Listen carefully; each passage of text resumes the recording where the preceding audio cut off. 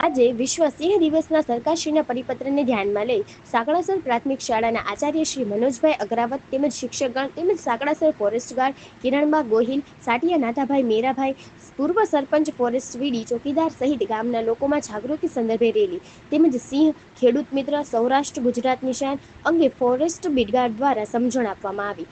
આપેલ ઇલેક્ટ્રોનિક ખેડૂત short circuit મૂકવા નહીં, પશુપાલનને ખેડૂતને થતા નુકસાન અને ફાયદા તેમજ સરકાર દ્વારા મળતા લાભોની માહિતી બાળકોને આપવામાં આવી હતી. બાળકો દ્વારા રક્ષાબંધન તેમજ સિંહ આદિવાસીના પોશાકમાં નાના ભૂલકાઓએ નાટક સિંહ ગર્જના જેવા નાટક કરવામાં આવેલા તેમજ નાસ્તો કરી બાળકોને રજા આપવામાં આવી. રિપોર્ટર ફિરોઝ મલેક, ભાવનગર.